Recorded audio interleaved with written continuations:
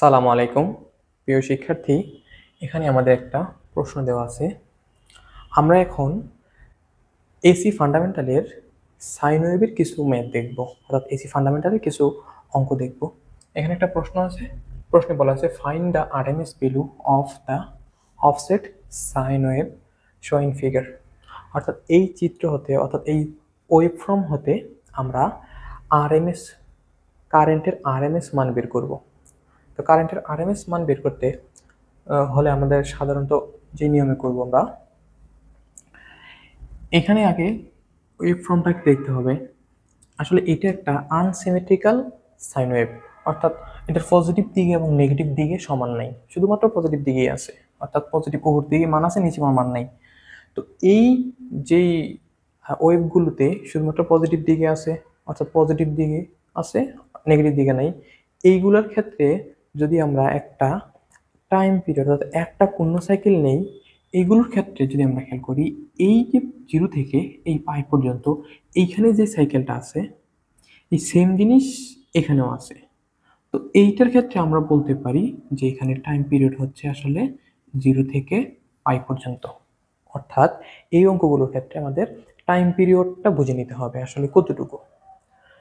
আরেকটা জিনিস দেখতে হবে, যেহেতু এটা একটা সাইন ওয়েভ এবং এখানে দেওয়া আছে 4 এম্পিয়ার ম্যাক্সিমাম ভ্যালু, তো এটার ইকুয়েশনটা আমরা লিখতে পারি এরকম, অর্থাৎ আই এর ইকুয়েশন 4 সাইন, যেহেতু এখানে সময়ের সাপেক্ষে পরিবর্তিত হয়েছে, টি লিখতে পারি। অর্থাৎ এই সাইন ওয়েভটার সমীকরণ হচ্ছে এটা, আই এত এম্পিয়ার লিখতে পারি।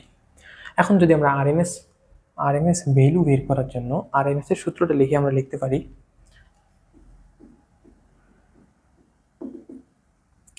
IRMS equal to root means square, অর্থাৎ I 1/t ইন্টিগ্রেশন 0 থেকে t I স্কোয়ার dt। অর্থাৎ আমরা সময়ের সাপেক্ষে ইন্টিগ্রেশন করব I কে, যেখানে লিমিট হবে 0 থেকে পাই পর্যন্ত, অর্থাৎ একটা সাইকেল পর্যন্ত নিব, অর্থাৎ একটা ওয়ান টাইম পিরিয়ড পর্যন্ত নিব, অর্থাৎ একটা পূর্ণ সাইকেল পর্যন্ত নিব। তো এখানে আমরা লিখতে পারি আই সময় সাপেক্ষে আই হলো 4 সাইন টি, 0 থেকে টি হচ্ছে পাই, অর্থাৎ 0 থেকে পাই পর্যন্ত হচ্ছে আমাদের লিমিট, অর্থাৎ 0 থেকে পাই পর্যন্ত আমরা ক্যালকুলেশন করব। এখন যদি আমরা এটা লিখি, ক্যালকুলেশন করতে থাকি, এখানে মানগুলো বসাই, 1/t এর মান হচ্ছে পাই, এবং যেগুলি ইন্টিগ্রেশন করব সেটা হচ্ছে 0 থেকে পাই পর্যন্ত, 0 থেকে পাই পর্যন্ত হচ্ছে টি।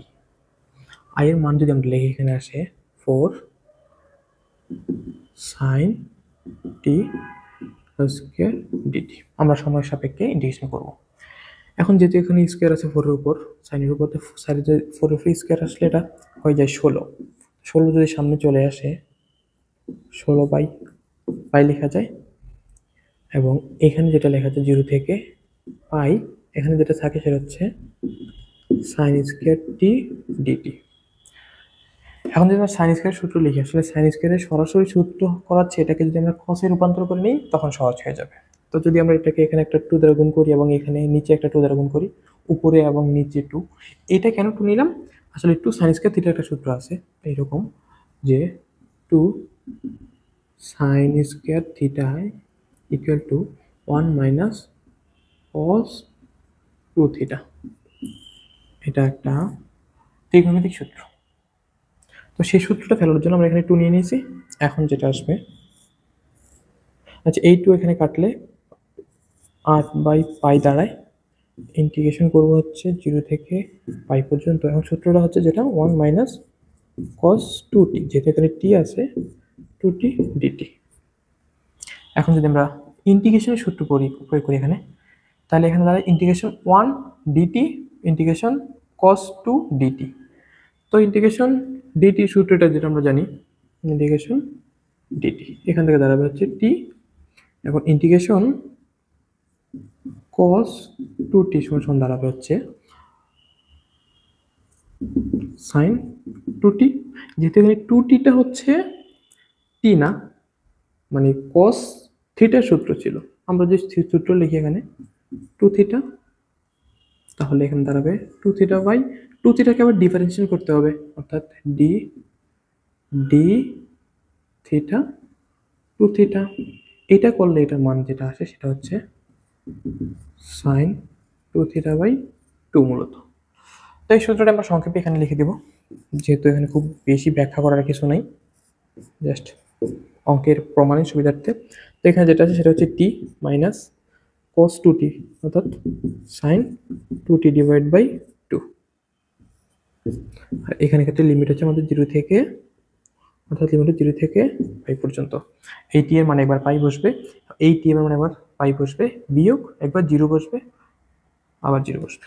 তো যদি এখানে দেখি তাহলে আসে 8/পাই, টি এর মান একবার বসে পাই, একবার বসবে 0, বিয়োগ এখানে আসলে সাইন 2π এর মান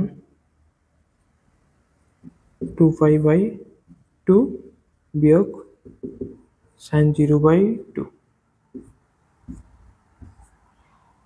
এখানে যদি এটাকে করে দিই, তো আমরা জানি সাইন 2π এর মান, অর্থাৎ সাইন 2π মানে হচ্ছে সাইন 180 × 2, অর্থাৎ সাইন 360 ডিগ্রি মান। এটা মান 0 দাঁড়ায়, এটা মান 0, তাহলে 0 থেকে 0 বিয়োগ হলে এটাও 0 দাঁড়ায়, এবং এখানে আছে 0। তো যেটা থাকে সেটা হচ্ছে 8/পাই ইন্টু পাই। এখানে যদি আমরা লিখি এটা, এখানে লিখতে পারি যে আই RMS ইকুয়াল টু √8/পাই গুণন পাই। এই পাই যদি কাটা দিই তাহলে সেটা থাকে 2/8, অর্থাৎ যার মান আসলে আসে হচ্ছে